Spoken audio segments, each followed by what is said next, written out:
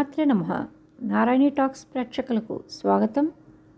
మనం ఈ వీడియోలో దశమహావిద్యల్లో 3వ మహావిద్య అయిన త్రిపుర సుందరి గురించి తెలుసుకుందాం. వీడియోని పూర్తిగా చూసి మీకు నచ్చితే కనుక షేర్ చేయండి, లైక్ చేయండి, సబ్స్క్రైబ్ చేసుకోండి. అమ్మవారి అనుగ్రహం నలుగురికి కలగజేయండి. ఇంకా మనం వీడియోని మొదలు పెడదాం.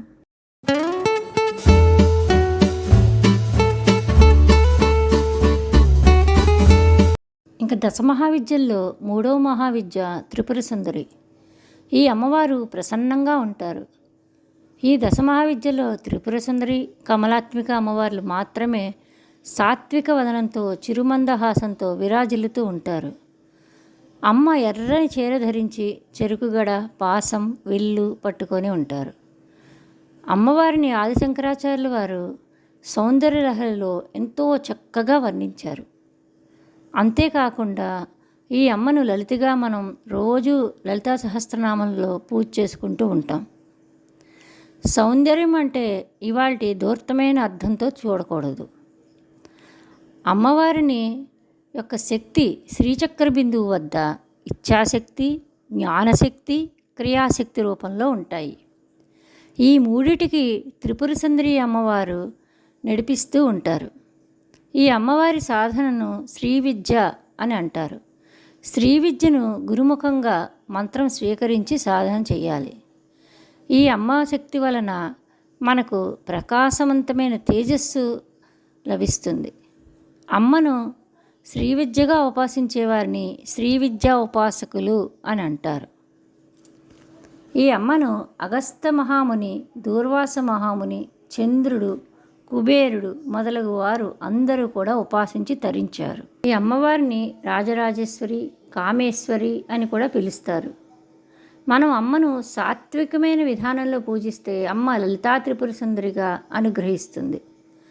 అదే తాంత్రికమైన అంటే అనేక రకమైన మంత్ర బీజాక్షరాలతో తామసమైన విధంగా పూజిస్తే అమ్మను షోడశి అని అంటారు.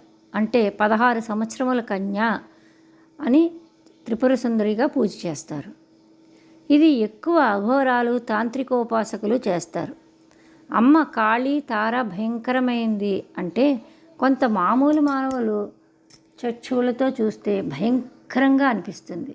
అదే 3వ దశమహావిద్య అయిన త్రిపుర సుందరిని చూస్తే చాలా ప్రసన్నంగా, చాలా ఆనందంగా, చక్కగా ఉంటుంది. త్రిపుర అంటే స్థూల, సూక్ష్మ, కారణ అనే 3 శరీరాలుగా ఉండే మానవ రూపం అని కూడా తెలుసుకోవచ్చును.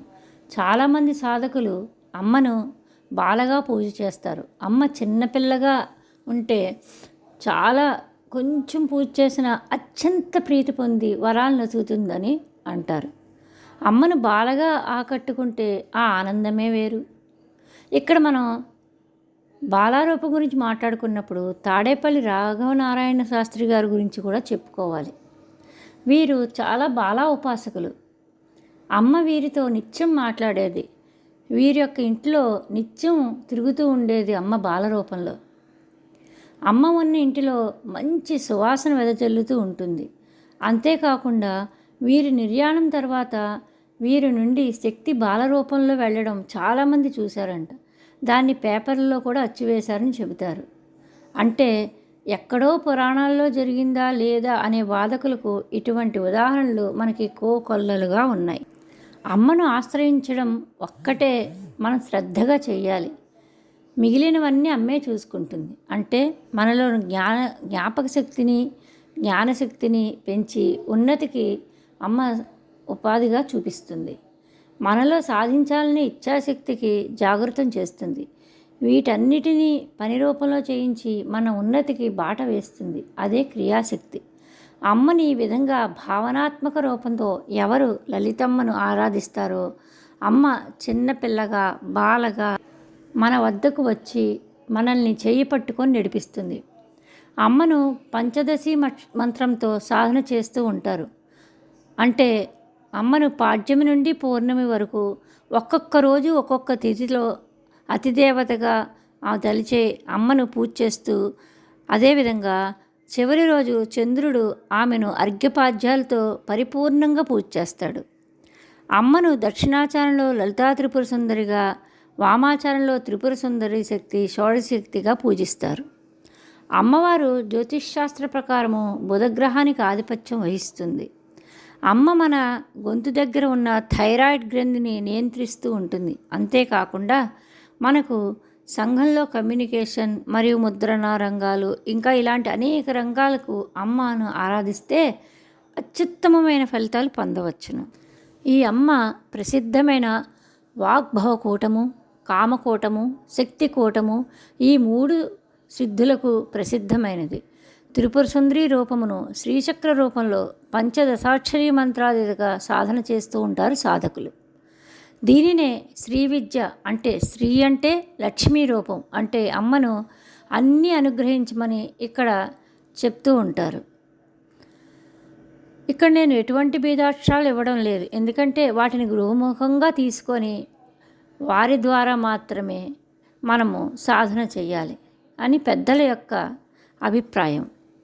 సామాన్యులకు కూడా అమ్మ అనుగ్రహం కలిగేలాగా శిష్యుడైన హయగ్రీవుల వారి యొక్క గురువుగారైన అగస్త్యుల వారికి అమ్మను లలితా సహస్రనామంలో 1008 నామాలతో చూపించి వారితో పాటు మనందరినీ కూడా తరింపజేశారు.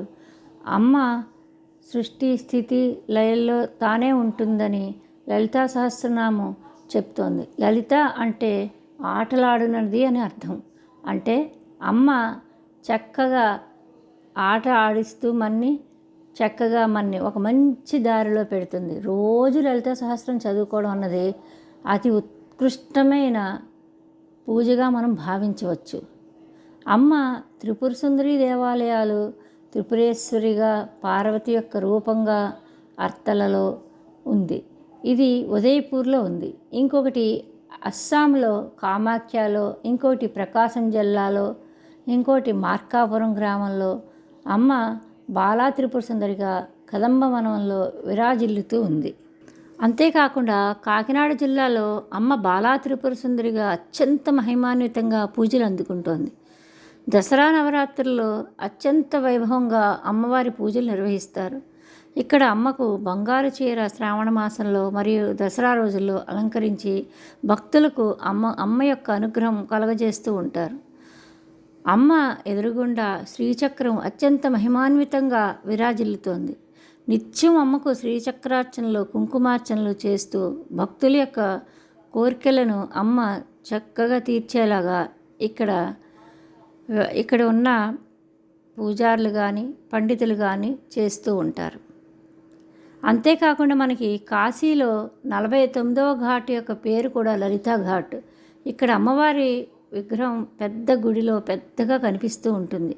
ఈసారి కాశీ వెళ్ళినప్పుడు కూడా తప్పకుండా అమ్మవారిని లలితా ఘాట్లో చూసి తరించండి. ఇంకా దీని తర్వాత 4వ దశ మహావిద్య గురించి తెలుసుకుందాం.